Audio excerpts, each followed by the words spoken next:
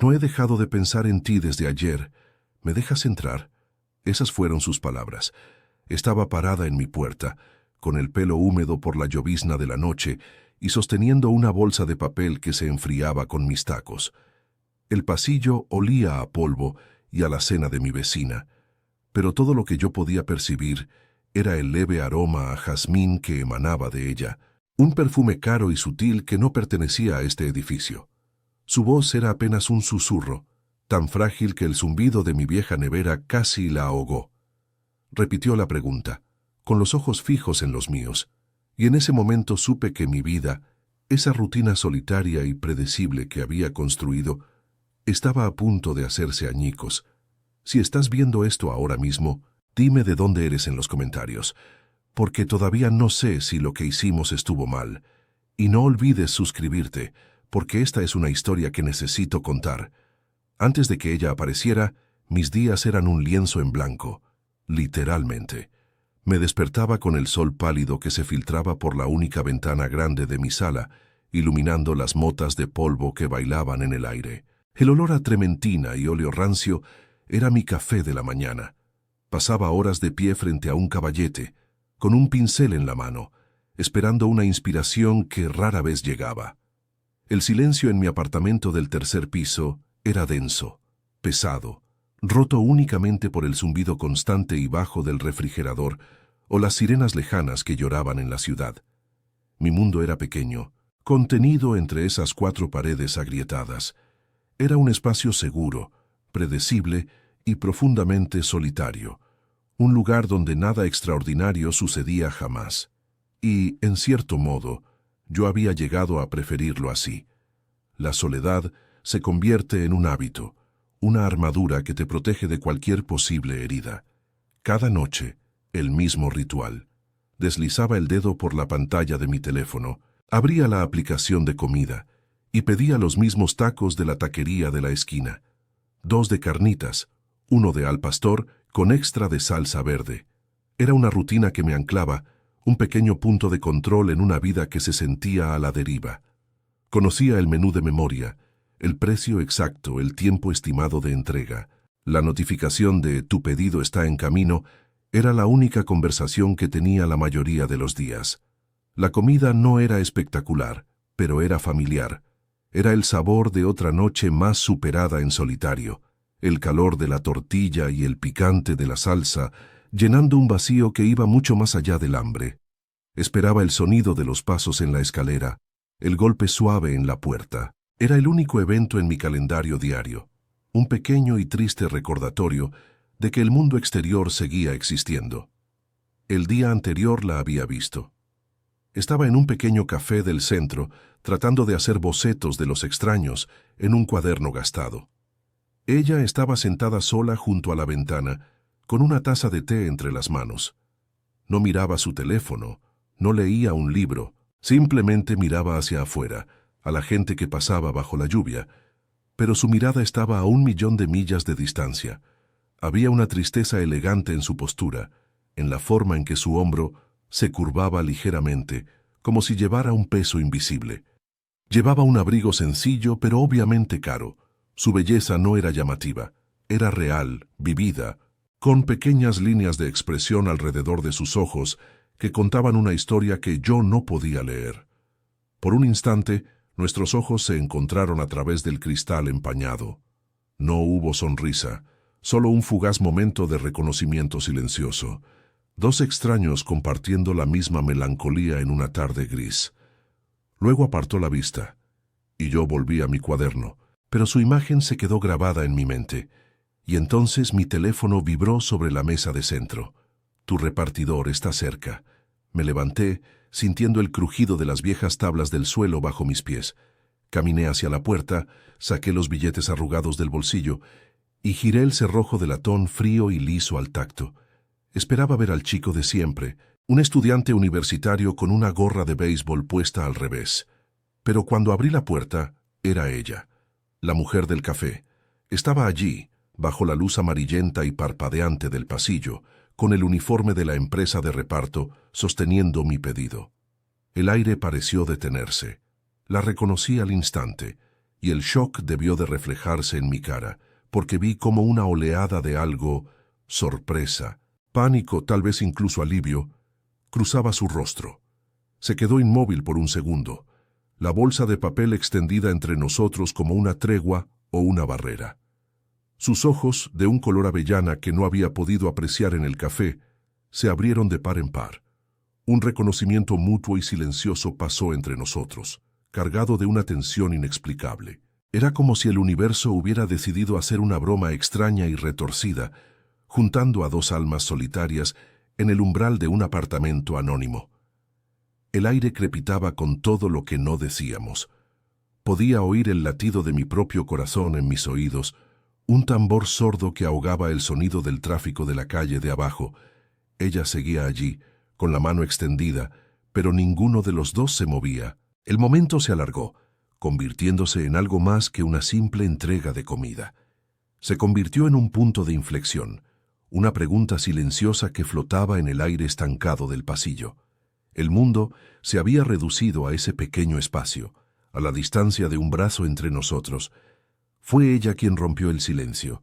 Su voz, cuando finalmente habló, fue casi un susurro, tan baja y temblorosa que tuve que inclinarme ligeramente para oírla.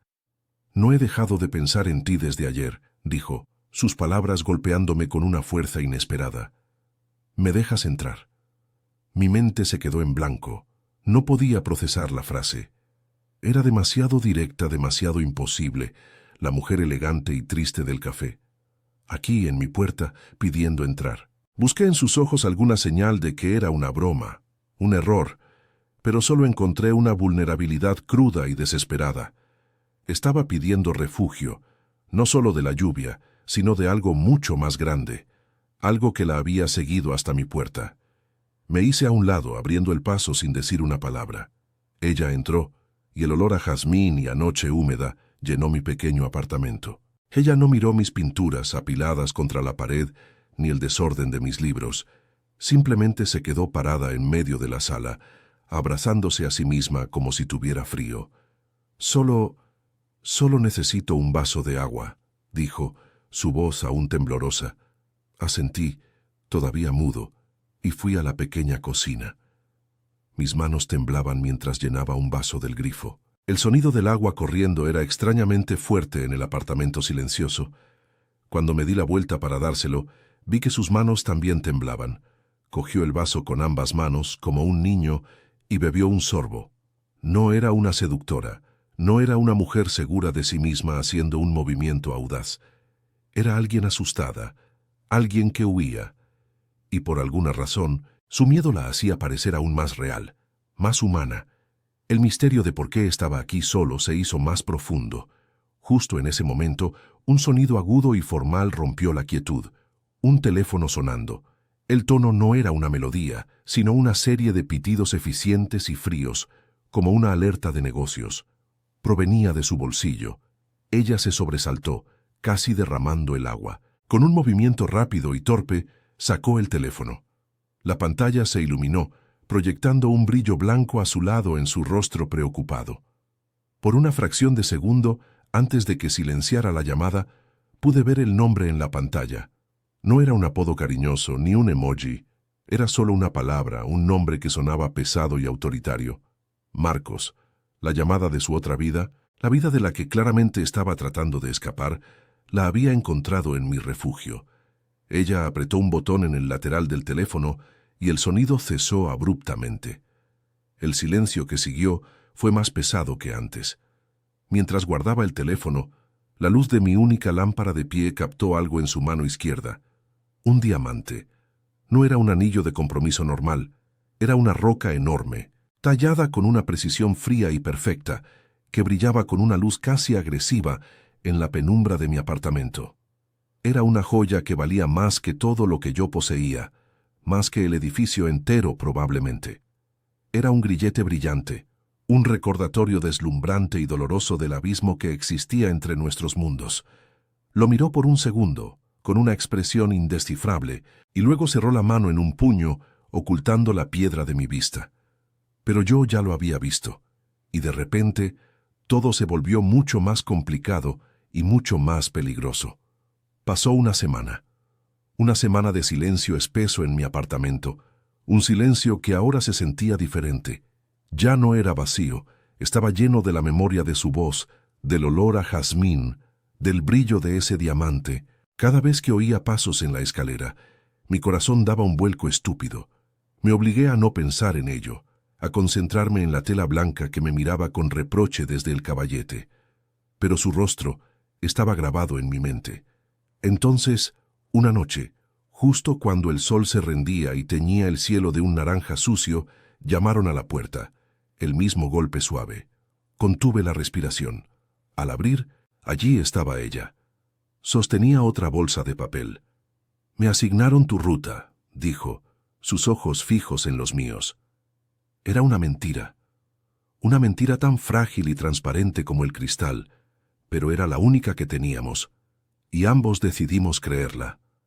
Esas conversaciones en el umbral se convirtieron en nuestro ritual, un pequeño y peligroso hábito que esperaba con una mezcla de anhelo y terror. Nunca hablábamos de nada importante.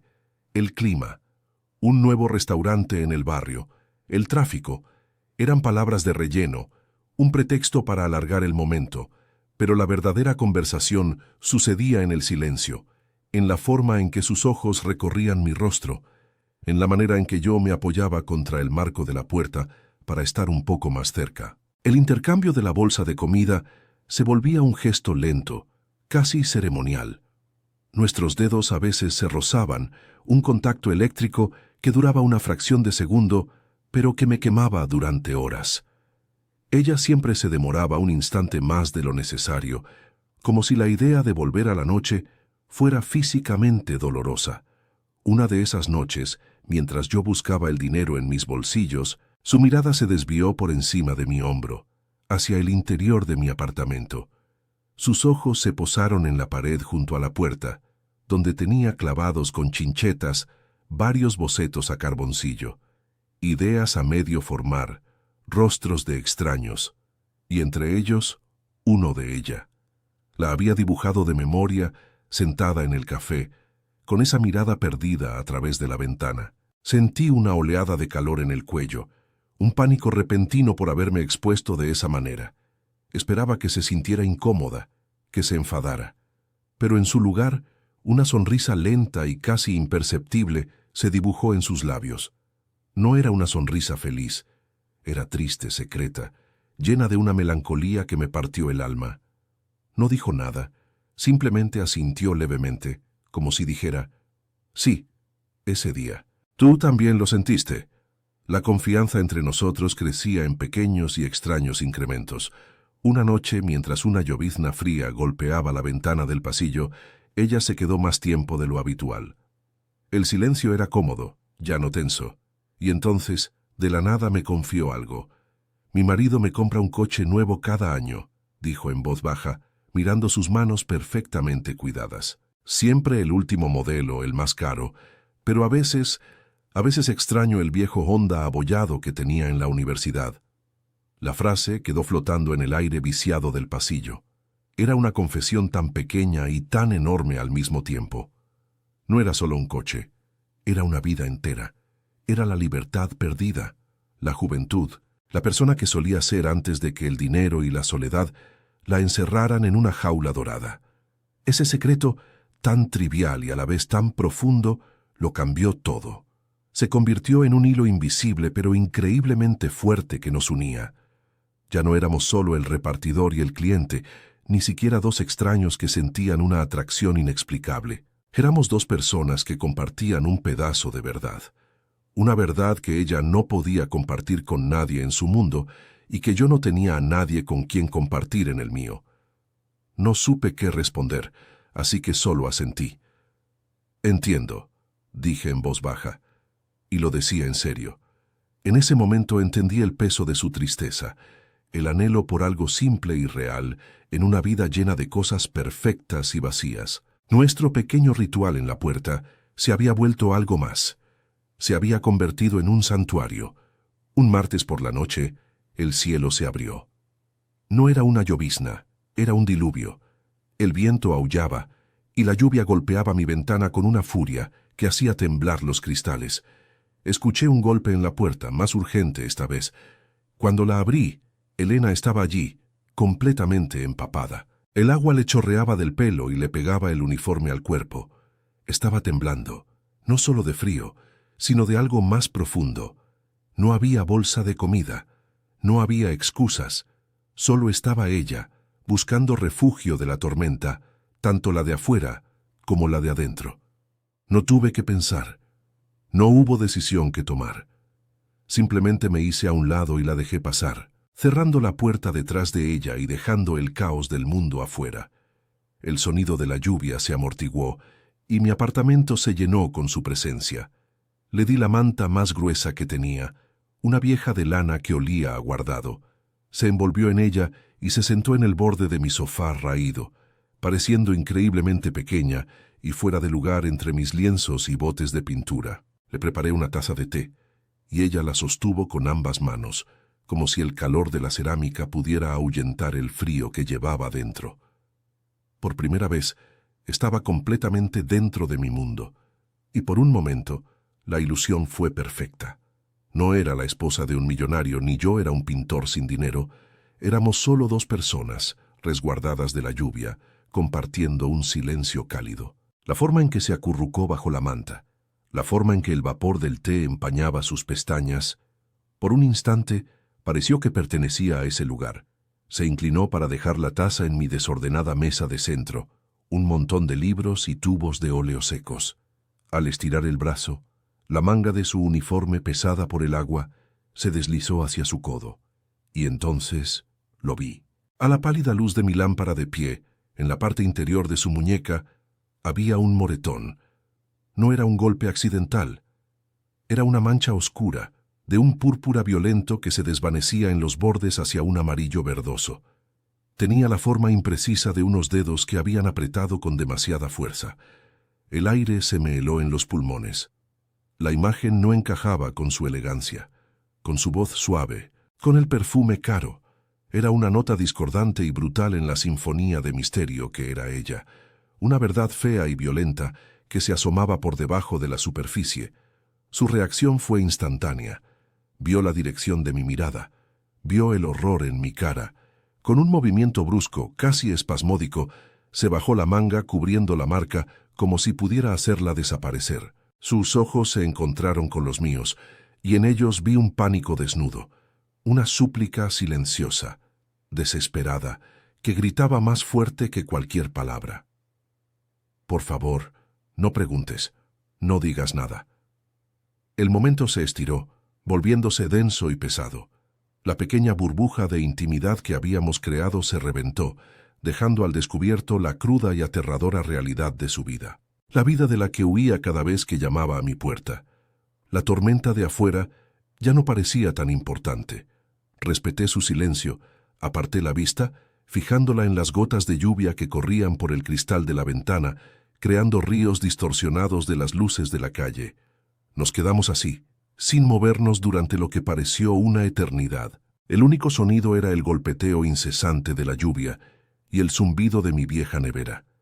La taza de té se quedó en la mesa, enfriándose. La manta que la envolvía ya no parecía un gesto de calidez, sino una armadura frágil. Todo había cambiado en ese instante. La atracción, la conexión silenciosa, todo se había teñido de algo más oscuro, el miedo. Ella no era simplemente una mujer solitaria atrapada en un matrimonio infeliz, estaba en peligro. Y al dejarla entrar en mi apartamento, en mi vida, yo también me había adentrado en esa oscuridad junto a ella. El silencio después de esa noche en la tormenta fue diferente. Ya no era un vacío, sino un espacio lleno de preguntas sin respuesta. Entonces, mi teléfono vibró sobre la mesa de dibujo. Un número desconocido. Era una foto. Un mural pintado en una pared de ladrillos en algún lugar de la ciudad, un estallido de color en medio del gris urbano. Debajo de la imagen, solo 6 palabras que hicieron que mi corazón se detuviera y luego comenzara a latir con una fuerza sorda y peligrosa. Esto me hizo pensar en ti. Era ella. De alguna manera, había encontrado mi número. Este nuevo canal de comunicación se sentía prohibido, un mundo secreto que existía solo en el resplandor de nuestras pantallas. Era más directo, más íntimo que nuestras conversaciones en el umbral. Ya no había excusas de comida o de lluvia. Era solo ella, llegando a mí a través de la noche, y yo respondiendo al llamado sin dudarlo un segundo. Las fotos de arte callejero se convirtieron en nuestro lenguaje secreto, pero pronto las palabras comenzaron a llenar los espacios entre las imágenes. Sus mensajes llegaban a horas extrañas, a menudo muy tarde en la noche, cuando el mundo estaba en silencio y las defensas bajas. Me preguntaba por mis pinturas, qué colores usaba, qué intentaba decir con mis trazos. Yo, a mi vez, le preguntaba sobre su día con un cuidado casi quirúrgico, evitando cualquier tema que pudiera llevarnos a su esposo, a su casa, a la vida de la que huía.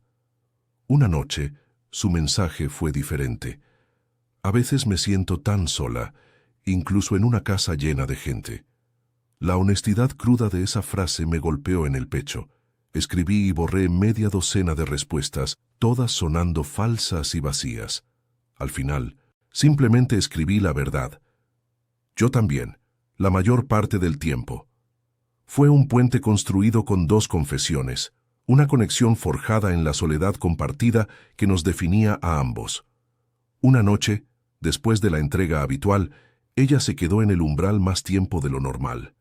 El aire entre nosotros estaba cargado con la electricidad de nuestros mensajes secretos. Pude ver la lucha en su rostro, la indecisión.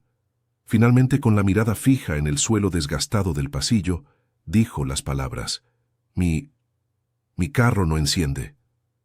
La excusa era tan frágil, tan transparente, que era casi dolorosa. Yo no sabía nada de mecánica y ella lo sabía. No se trataba del carro. Era una invitación a romper la rutina, a extender nuestro tiempo robado más allá de la seguridad de la puerta. Era un riesgo, un paso hacia un territorio desconocido, y ambos éramos conscientes de ello. Asentí, cogí una vieja caja de herramientas que apenas usaba, como si fuera un actor interpretando un papel, y la seguí escaleras abajo, hacia la noche fresca. El simple hecho de salir de mi edificio con ella se sintió como cruzar una frontera invisible. La calle estaba casi desierta, bañada en el resplandor anaranjado de una farola solitaria. Su carro, un sedán oscuro y caro que gritaba «fuera de lugar» en mi barrio, estaba estacionado junto a la acera. Levanté el capó, el metal frío bajo mis dedos, y fingí entender el laberinto de cables y tubos que tenía delante. La luz de la linterna de mi teléfono apenas iluminaba el motor. Elena se paró a mi lado, tan cerca que podía sentir el calor que emanaba de su cuerpo, una presencia vibrante en la quietud de la noche. Nuestros hombros se rozaron, un contacto fugaz y accidental que me recorrió como una descarga. El aire olía a asfalto húmedo y a metal, pero por encima de todo olía a ella. Su perfume de jazmín, sutil y embriagador, llenaba el pequeño espacio entre nosotros, un aroma de otro mundo que me nublaba los sentidos y me hacía olvidar que todo aquello era una locura. Después de unos minutos de tocar cables al azar y ajustar una tapa que ya estaba bien puesta, me di por vencido. La farsa había durado lo suficiente. No tengo ni idea de lo que estoy haciendo, admití, sintiéndome como un niño jugando a ser adulto. Ella me miró y una pequeña sonrisa, triste y comprensiva, se dibujó en sus labios en la penumbra. «Está bien», susurró, su voz apenas un murmullo. «No importa». Y en ese instante, toda la pretensión se desvaneció en el aire nocturno. El carro nunca había sido el problema. Era solo un escenario que habíamos construido desesperadamente para poder estar juntos unos minutos más, lejos de miradas indiscretas y de la realidad de nuestras vidas. Nos quedamos allí, en silencio. Dos personas junto a un carro perfectamente funcional, atrapados en una mentira que ambos necesitábamos creer. La situación era absurda, pero se sentía como el único acto cuerdo en un mundo que no tenía sentido. «Podemos esperar aquí un rato», sugirió ella, rompiendo el silencio. Quizás arranque más tarde». Nos subimos al carro. El interior era como entrar en otra dimensión. Olía a cuero nuevo y a su perfume. un espacio lujoso y silencioso que nos aislaba del mundo exterior. Con el motor apagado, el único sonido era el murmullo lejano de la ciudad y el ritmo de mi propio corazón. Miró hacia adelante, a través del parabrisas, con la vista perdida en la calle oscura. Empecé a hacer esto, las entregas, solo para desaparecer, confesó de repente, su voz cargada de una emoción contenida. Para ser anónima, para que nadie me llamara la señora de Marcos, solo para ser una cara más. Sus palabras no eran una queja, eran el testimonio de un borrado, de una vida en la que su propia identidad se había convertido en un accesorio de la de otra persona. Mientras hablaba, vi cómo una lágrima solitaria se deslizaba por su mejilla, capturando un destello de la luz de la farola, luego otra y otra más. No hacía ningún sonido, no había sollozos ni temblores, solo un llanto silencioso y constante que parecía liberar años de tristeza acumulada. Me quedé inmóvil, paralizado por la impotencia. Cada fibra de mi ser quería consolarla, pero ¿cómo? Cualquier palabra que dijera sonaría vacía, un cliché inútil frente a un dolor tan profundo y real. Tocarla se sentía como encender una mecha, como cruzar una línea que nos consumiría a ambos. Así que me quedé quieto, respirando el aire cargado de su pena, sintiendo el peso de su mundo chocar contra el mío en el silencio de un carro estacionado en una calle sin nombre. En ese momento, la distancia entre nosotros no era de centímetros, sino de universos enteros.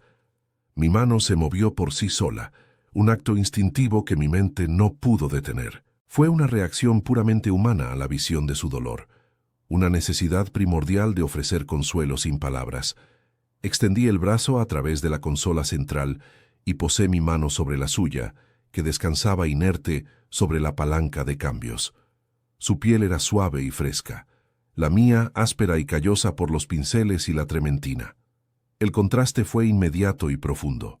No fue un gesto romántico ni una insinuación. Fue un simple acto de conexión, un mensaje silencioso que decía: «No estás sola, te veo». Pero el efecto fue devastador. Una corriente eléctrica pareció recorrer mi brazo, un chispazo de intimidad tan potente que me dejó sin aliento. El aire se volvió denso, vibrante. En ese toque, el mundo exterior dejó de existir. Habíamos cruzado la línea. El momento se suspendió en el tiempo, durando apenas un segundo pero conteniendo una vida entera. Luego, con una sincronización perfecta y aterradora, ambos retiramos las manos al mismo tiempo, como si nos hubiéramos quemado. El hechizo se rompió. El aire dentro del carro se volvió pesado, casi irrespirable. No podía mirarla. Clavé la vista en mis propias manos, que ahora temblaban ligeramente sobre mi regazo, sintiendo todavía el calor fantasma de su piel. La culpa se abalanzó sobre mí, una ola fría y abrumadora. Ella era la esposa de otro hombre. Yo era solo un pintor que vivía de encargos esporádicos. ¿En qué estábamos pensando? El juego inofensivo que habíamos creado en el umbral de mi puerta y en la pantalla de un teléfono acababa de volverse peligrosamente real. En silencio, ella giró la llave. El motor cobró vida al instante, su ronroneo suave y potente sonando como el veredicto final sobre nuestra inocencia perdida. Ella dejó de usar la excusa de la entrega. Simplemente empezó a venir. Al principio era una vez a la semana, luego 2. Siempre por la noche, cuando el edificio estaba tranquilo y las sombras eran largas. Se convirtió en nuestro secreto, un ritual silencioso que no necesitaba justificación. Oía sus pasos ligeros en la escalera y mi corazón comenzaba a latir con un ritmo familiar, una mezcla de anticipación y miedo. No había más bolsas de papel enfriándose entre nosotros. Solo estaba ella, parada en mi puerta, con una mirada que decía todo lo que no podíamos pronunciar en voz alta. Se había quitado el uniforme. Venía con ropa sencilla, un suéter de cachemira, unos vaqueros que probablemente costaban más que mi alquiler. Se estaba despojando de su disfraz, capa por capa, y yo la estaba dejando entrar, no solo a mi apartamento, sino a un espacio mucho más profundo y peligroso. Cada vez que cerraba la puerta detrás de ella, sentía que estábamos sellando el mundo exterior, creando nuestra propia realidad temporal en esas 4 paredes. Traía cosas de su mundo al mío. Botellas de vino tinto con nombres que yo no sabía pronunciar, quesos envueltos en papel encerado, pan artesanal de panaderías del otro lado de la ciudad. Hacíamos picnics en el suelo polvoriento de mi sala, entre latas de trementina y lienzos apilados. Ella se sentaba con las piernas cruzadas sobre una manta vieja, bebiendo un vino carísimo en uno de mis vasos de agua baratos, y sonreía. Era una sonrisa genuina, algo que nunca había visto en ella antes. El contraste era casi cómico, su elegancia natural contra el caos ordenado de mi vida, pero en esos momentos nada de eso importaba. El abismo entre nuestras vidas se desvanecía. Compartíamos la comida, el vino y el silencio, y el suelo de madera se sentía como la mesa más lujosa del mundo. Era una intimidad extraña, construida sobre detalles robados, un festín secreto en medio de la hambruna emocional de nuestras respectivas vidas. Poco a poco empezó a hablar, no sobre el moretón, ni directamente sobre su marido, sino sobre los espacios vacíos que él dejaba. Me hablaba de las galas benéficas, de las sonrisas falsas que tenía que mantener durante horas, de la soledad aplastante de estar en una habitación llena de gente que solo veía el brillo de sus joyas. Describía su casa no como un hogar, sino como un museo frío y silencioso donde no se atrevía a mover nada de sitio. Su voz era tranquila, casi monótona, como si estuviera relatando la vida de otra persona. Yo solo escuchaba, absorbiendo cada palabra, cada pausa. No ofrecía consejos ni juicios. Simplemente le daba un lugar seguro para que esas verdades envenenadas pudieran salir a la luz, para que pudiera desahogarse sin miedo. En mi apartamento, rodeada de mis fracasos y mis sueños a medio pintar, ella podía ser frágil, podía ser real, y eso era todo lo que necesitaba. A cambio, yo le mostraba mis pinturas, le enseñaba los lienzos que nadie más había visto, los intentos fallidos escondidos en un rincón, los bocetos que eran más un sentimiento que una imagen. Le explicaba por qué había usado un azul tan oscuro en un paisaje, o por qué la figura en un retrato no tenía rostro. Le hablaba de mi frustración, de los días en que el lienzo en blanco se sentía como un enemigo, y de los raros momentos de claridad en los que el pincel parecía moverse por sí solo. Ella escuchaba con una intensidad que me desarmaba, sus ojos recorriendo cada trazo como si estuviera leyendo las páginas de mi diario. Hacía preguntas, no por cortesía, sino con una curiosidad genuina que me hacía sentir visto de una manera que nunca antes había experimentado. Estaba compartiendo con ella la parte más vulnerable de mí mismo, mi alma expuesta en pigmentos y aceite, y ella no se apartó. Al contrario, se acercó más. Una noche, mientras estábamos sentados en el suelo, con una botella de vino vacía entre nosotros, ella me miró con una seriedad que me detuvo el corazón. «Aquí», dijo en voz baja, haciendo un gesto hacia el pequeño espacio que nos rodeaba. «No soy la señora de Marcos, y tú no eres...» Se detuvo, buscando la palabra. «No eres el pintor sin dinero». Me miró directamente a los ojos y continuó. «Aquí somos solo Elena y Leo». Esas palabras, tan simples, resonaron en el silencio del apartamento con la fuerza de una revelación. Era la verdad más pura que habíamos compartido. En ese pequeño santuario que habíamos construido, nos habíamos despojado de todas las etiquetas, de todas las expectativas y de todo el peso del mundo exterior. Éramos 2 personas, desnudas en un sentido mucho más profundo que el físico, encontrando un refugio el uno en el otro. Por primera vez, sentí que mi nombre, Leo, significaba algo más que una firma en un cuadro. El clímax emocional llegó sin previo aviso.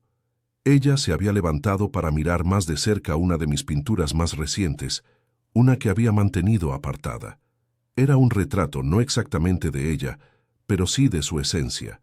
Una mujer de espaldas, mirando por una ventana a una ciudad lluviosa, la misma imagen que me había obsesionado desde que la vi en el café. Se quedó de pie frente al lienzo durante un largo rato, en completo silencio. Luego, muy lentamente, levantó la mano y rozó la superficie texturizada con la punta de los dedos, siguiendo el contorno del hombro pintado. Sentí como si me estuviera tocando a mí. Cuando finalmente habló, su voz estaba rota, apenas un susurro ahogado por la emoción. «Tú me ves», dijo. No era una pregunta, era una declaración, una constatación asombrada y dolorosa. Era el reconocimiento de que alguien, finalmente, había mirado más allá de la fachada y había visto el alma solitaria que se escondía dentro. Me quedé sin aire. Esas 3 palabras me golpearon con más fuerza que cualquier confesión de amor. Eran más íntimas, más profundas. Significaban todo. Me levanté y me paré a su lado, sin atreverme a tocarla, pero cerrando la distancia entre nosotros. El olor a óleo y trementina se mezclaba con su perfume a jazmín.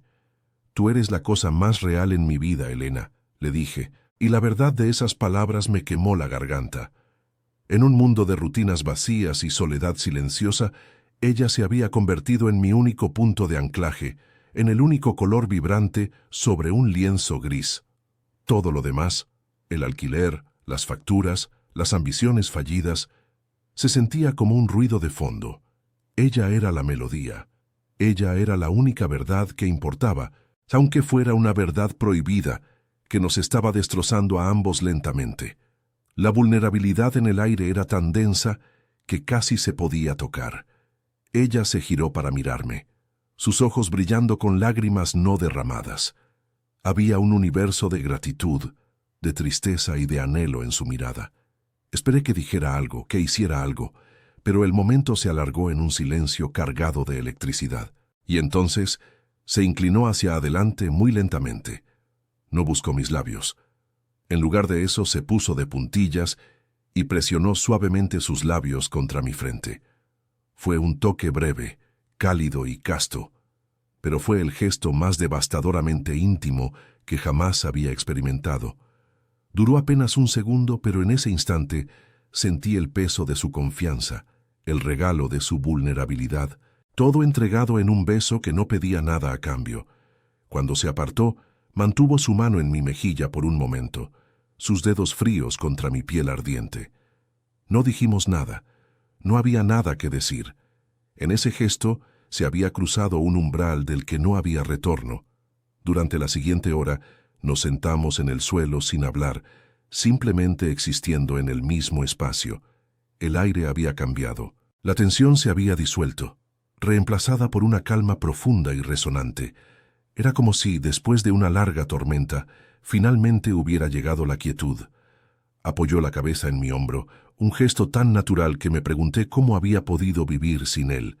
Me quedé completamente inmóvil, respirando el aroma de su cabello, sintiendo el ligero peso de su confianza sobre mí. Por una hora perfecta, en el suelo de mi apartamento del 3er piso, encontramos un pequeño bolsillo de felicidad que nos pertenecía solo a nosotros. No había pasado ni futuro, solo ese momento presente, frágil y perfecto. Era una ilusión, lo sabía, una tregua temporal en una guerra que no podíamos ganar. Pero en ese momento me permití creer en ella con todo mi ser. Ambos éramos conscientes de la fragilidad de todo aquello. Sabíamos que la puerta se cerraría, que ella volvería a su vida y yo a la mía. Esta conciencia no disminuía la belleza del momento, al contrario, la intensificaba. Hacía que cada segundo robado fuera infinitamente más precioso. La felicidad que sentíamos estaba teñida de una melancolía subyacente, el dolor agudo de saber que era un préstamo, no un regalo. Era como sostener un copo de nieve perfecto en la palma de la mano. Sabías que se derretiría, y esa certeza lo hacía insoportablemente hermoso.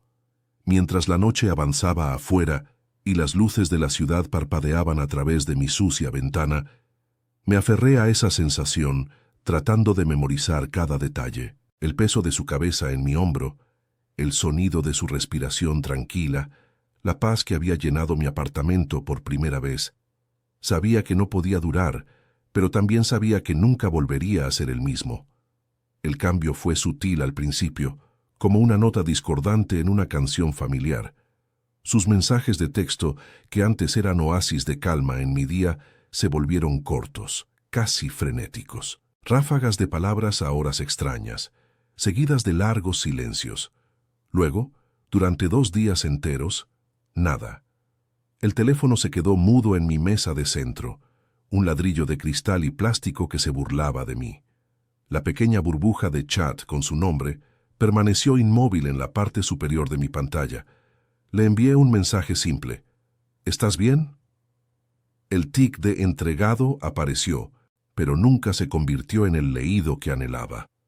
La ausencia de esa pequeña palabra azul se sentía como un grito en el vacío.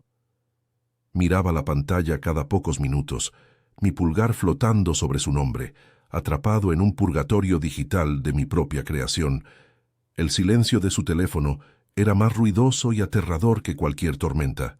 Entonces, en la tercera noche de silencio, apareció. No hubo un golpe suave, sino uno urgente y rápido que me hizo saltar. Cuando abrí la puerta, apenas la reconocí.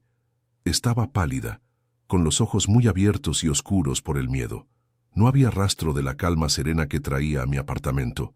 En su lugar, había una energía nerviosa y aterrorizada que llenaba el pasillo. Entró sin que yo la invitara, pasando a mi lado como un fantasma asustado. Se paseó por mi pequeña sala, incapaz de quedarse quieta, sus manos retorciendo el borde de su suéter. «Él sospecha», susurró, las palabras saliendo en una ráfaga de aire. Me preguntó a dónde voy, hizo preguntas sobre mis rutas, sobre por qué tardaba tanto. Su voz era frágil, al borde de romperse. La seguridad de nuestro pequeño mundo se había hecho añicos, y los fragmentos afilados estaban esparcidos por el suelo de mi sala. Ella no se quedó mucho tiempo, solo los minutos suficientes para dejar que el pánico se asentara en mi apartamento como un gas venenoso. La acompañé hasta la puerta, mi mano deteniéndose a centímetros de la suya, queriendo ofrecer un consuelo que no me atrevía a dar. Mientras ella bajaba el primer tramo de escaleras, miré por la ventana del pasillo que daba a la calle, y entonces lo vi. Un sedán negro, largo y caro, con los cristales tan oscuros que parecían absorber la luz de las farolas. No se parecía a ningún coche de mi barrio. Pasó lentamente, casi de forma depredadora, su motor un murmullo bajo y amenazante. No se detuvo, no redujo la velocidad, pero su presencia fue un grito de advertencia. Nuestros ojos se encontraron a través del rellano, los de ella mirando hacia arriba desde las escaleras, los míos desde la ventana, y en ese instante, un entendimiento helado pasó entre nosotros. No era una coincidencia. Nos habían visto. Se fue sin decir otra palabra, desapareciendo en la noche como si nunca hubiera estado allí. Cerré la puerta y me apoyé en ella, el frío de la madera filtrándose a través de mi camisa. El apartamento se sentía extrañamente vacío y al mismo tiempo abarrotado de miedo. El olor a jazmín de ella aún flotaba en el aire, pero ahora estaba teñido con el hedor de la paranoia. Caminé hasta mi ventana y miré hacia la calle vacía, buscando el coche negro, pero ya se había ido. Se había desvanecido tan silenciosamente como había aparecido, dejando tras de sí una estela de terror puro. La burbuja se había roto. La realidad, en la forma de un coche de lujo y un marido sin rostro, había irrumpido en nuestro santuario, y por primera vez me di cuenta de la verdadera magnitud del peligro en el que nos habíamos metido. No era un juego, no era un secreto inofensivo, era una guerra que no tenía ninguna posibilidad de ganar. A la mañana siguiente, la represalia llegó, no con un estruendo, sino con el clic silencioso de un correo electrónico. El asunto era impersonal y corporativo. Actualización sobre su cuenta de repartidor. Mi corazón se hundió incluso antes de abrirlo. El texto era breve y brutalmente eficiente, lleno de jerga legal que apenas registré. La frase clave saltó de la pantalla y me golpeó en el estómago. Su cuenta ha sido desactivada permanentemente debido a múltiples violaciones de las directrices de la comunidad. No había detalles, no había advertencias, solo un punto final digital. Era él. No tenía ninguna duda. No había violado ninguna directriz. Él me había encontrado. Había usado su poder, su dinero, para borrarme de la única conexión tangible que teníamos. Era un movimiento de ajedrez ejecutado con una precisión fría y despiadada, un mensaje claro enviado a través de la burocracia anónima. Me había cortado de ella. El correo electrónico fue solo el principio. El borrado fue total. Mis mensajes de texto a su número personal ahora mostraban un único tic gris. No entregado. Mi número estaba bloqueado. Cuando intenté llamar, una voz robótica y sin emociones me informó que el número al que llamaba no estaba disponible. Silencio total. Era como si ella, y la versión de mí mismo que existía cuando estaba con ella, hubieran sido eliminados de la existencia con solo pulsar un botón. La sentí desaparecer de mi vida, no gradualmente, sino de golpe, como una luz que se apaga. El silencio que siguió fue insoportable. Era un silencio pesado, lleno de todo lo que nunca nos dijimos, de todos los momentos que ya no tendríamos. No fue una ruptura, fue una aniquilación. Me sentí como un fantasma en mi propio apartamento, rondando los lugares donde ella había estado, donde habíamos reído, donde me había besado la frente. Los días se arrastraban, cada uno una copia gris y sin vida del anterior. El apartamento, que había sido nuestro refugio, se convirtió en mi prisión. Cada crujido de las tablas del suelo en el pasillo, cada coche que pasaba por la calle, me hacía contener la respiración con una esperanza estúpida y dolorosa. Me sentaba durante horas frente a un lienzo en blanco, con un pincel en la mano, pero mi mente estaba igualmente vacía. El pozo creativo del que ella me había ayudado a beber se había secado por completo. Todo lo que podía ver era su rostro aterrorizado en mi puerta, la imagen del coche negro deslizándose por la calle. La soledad que había conocido antes de ella era un estado pacífico, casi meditativo. La soledad después de ella era una tortura activa, una ausencia tan palpable que tenía su propio peso, una presencia que me aplastaba contra el suelo y me robaba el aliento. Una tarde, mientras sacaba la basura, me encontré con doña Elvira en el rellano. Me dio una sonrisa amable, sus ojos arrugados llenos de una genuina curiosidad. «Oye, mijo», dijo apoyándose en su andador, «¿y tu amiga bonita, la que venía por las noches? Ya no la he visto. ¿Está todo bien?» La pregunta tan inocente y bien intencionada me golpeó como un puñetazo en el pecho. Me quedé sin aire. El mundo pareció inclinarse sobre su eje por un segundo.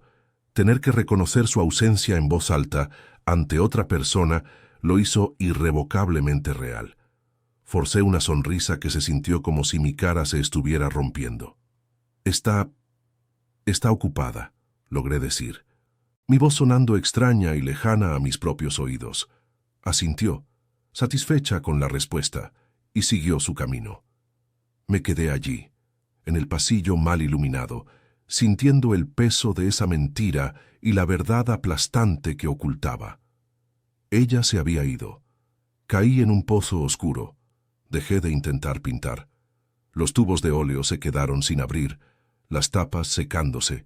Los lienzos acumulaban una fina capa de polvo. Mi rutina se deshizo. A veces me olvidaba de comer, y cuando el hambre finalmente me roía, no podía soportar la idea de pedir comida. El simple acto de abrir la aplicación en mi teléfono se sentía como una traición, un recordatorio de cómo había comenzado todo. Pasaba la mayor parte del día sentado en el suelo, mirando la puerta, como un perro esperando a un dueño que nunca volverá. Mi mente se convirtió en un proyector de cine que repetía sin cesar nuestros momentos juntos. Su risa, el sonido de su voz diciendo mi nombre, la sensación de su cabeza en mi hombro. Estaba obsesionado, perdido en un laberinto de recuerdos del que no podía ni quería escapar. El mundo exterior se desvaneció, y todo lo que quedó fue el dolor sordo de su ausencia. Una noche, incapaz de dormir, me levanté y caminé hacia la pared donde todavía estaba clavado el boceto a carboncillo que le había hecho. Su perfil, su mirada perdida a través de la ventana del café. El principio de todo. La luz de la luna que se filtraba por la ventana le daba a su rostro de papel un brillo fantasmal. Parecía tan real y al mismo tiempo tan inalcanzable como una estrella lejana. La miré durante mucho tiempo, sintiendo una mezcla de amor profundo y una desesperación tan abrumadora que me dolía físicamente el pecho. Esta conexión, la cosa más vibrante y real que había sentido en mi vida, se había convertido en veneno. Nos había puesto a ambos en un peligro que apenas podía comprender. Me di cuenta, con una claridad dolorosa, de que nuestro pequeño mundo secreto no solo se había derrumbado. Quizás nunca tuvo la oportunidad de existir en primer lugar. Las semanas se convirtieron en un mes de silencio que se sentía como un peso físico en mi pecho. La obsesión se convirtió en mi única compañera, una fiebre de bajo grado que me mantenía despierto por la noche y me robaba el apetito durante el día.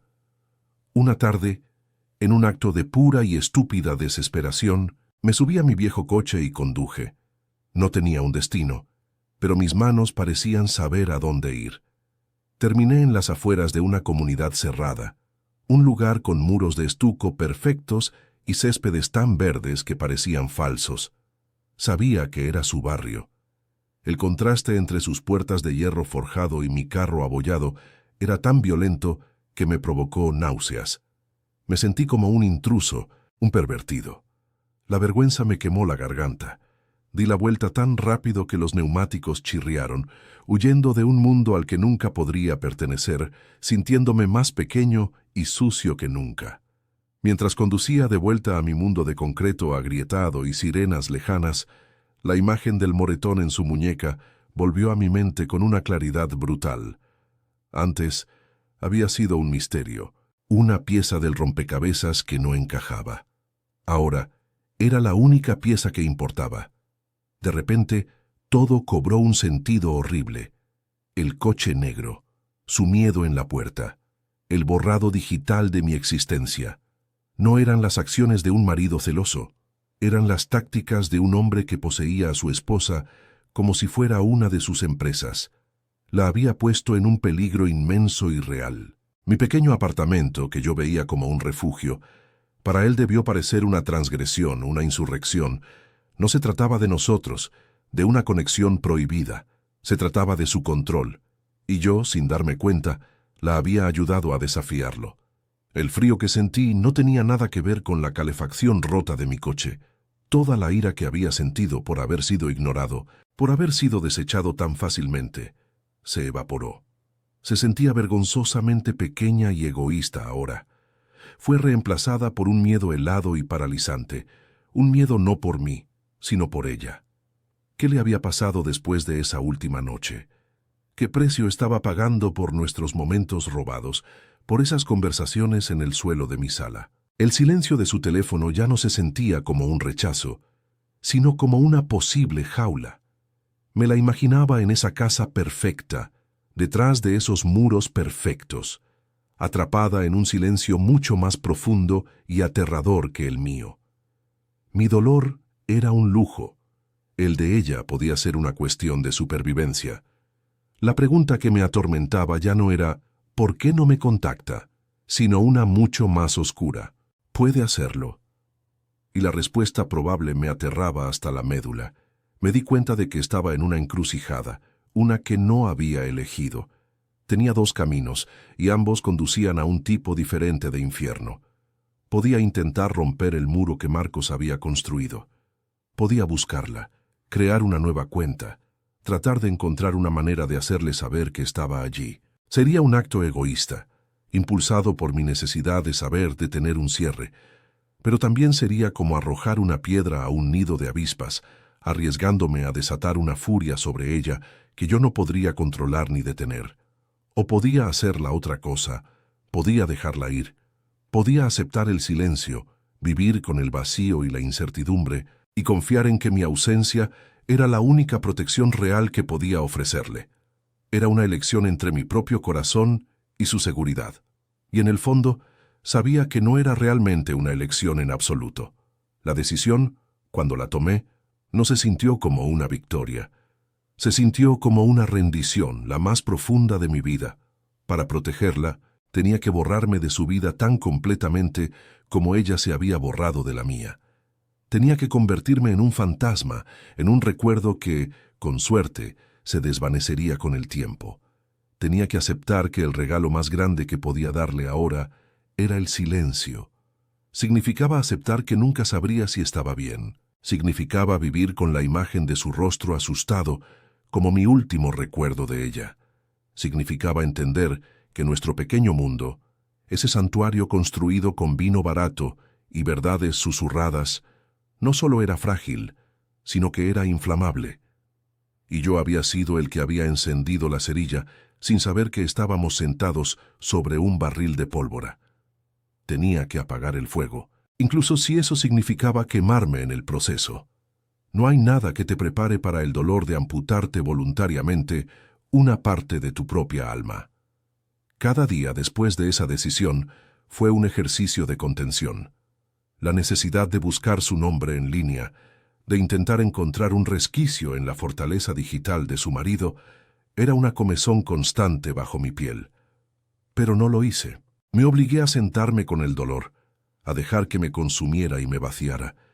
El silencio en mi apartamento se volvió absoluto. Ya no esperaba oír sus pasos en la escalera.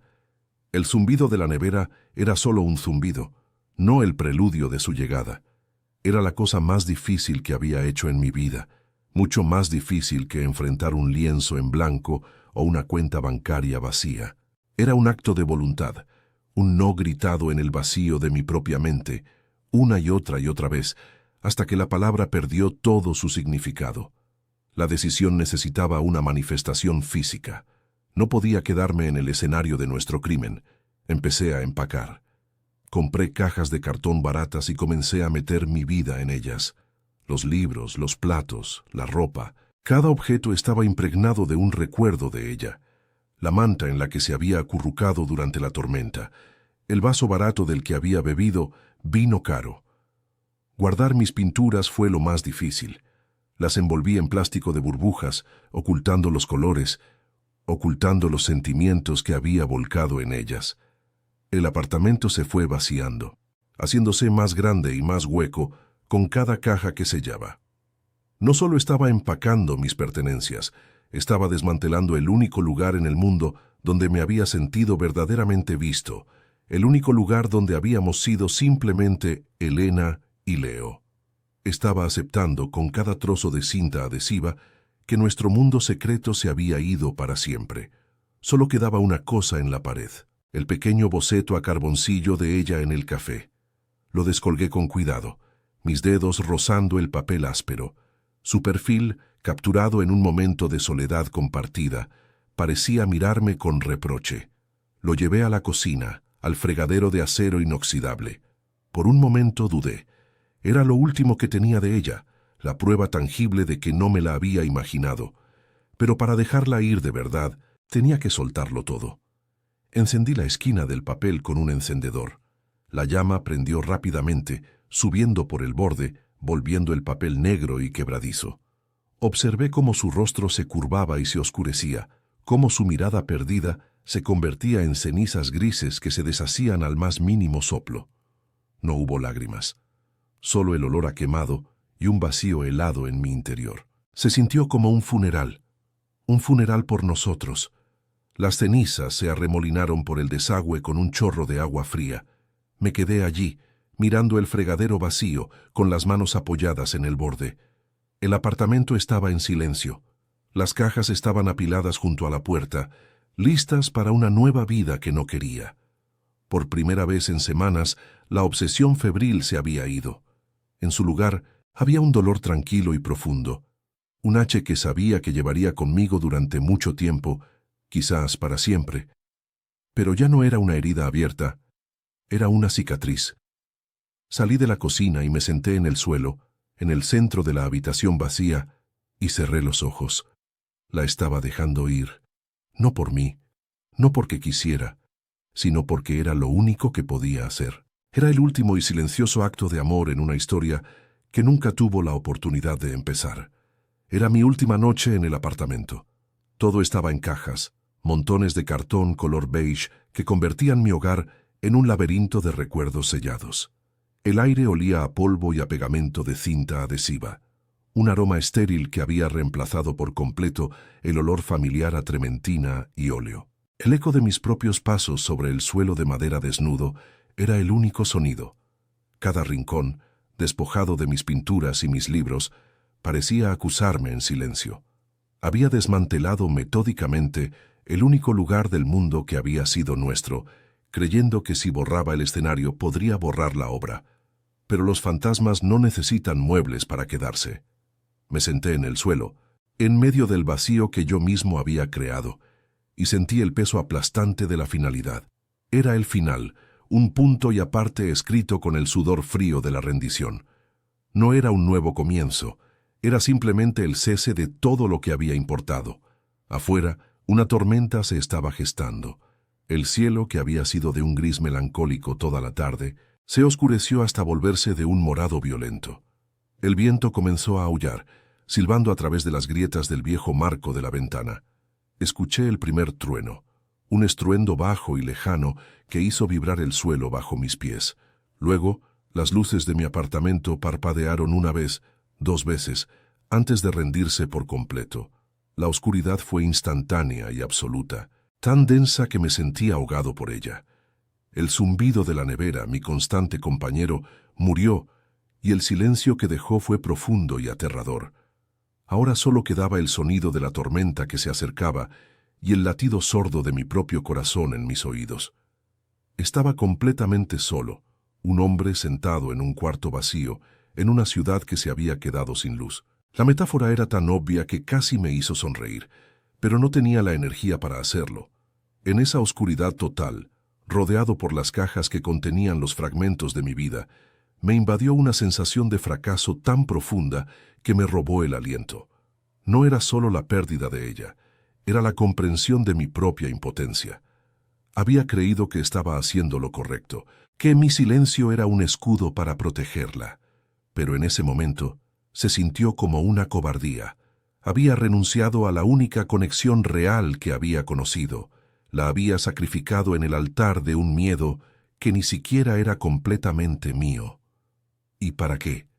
Para terminar aquí, solo, en un apartamento vacío a punto de ser abandonado. El dolor no era agudo. Era una presión sorda y constante en mi pecho, el peso de todas las palabras no dichas, de todos los futuros imposibles. Me había convencido a mí mismo de que era un acto de amor, pero en la oscuridad la verdad se sentía mucho más fea. La había perdido y me había perdido a mí mismo en el proceso.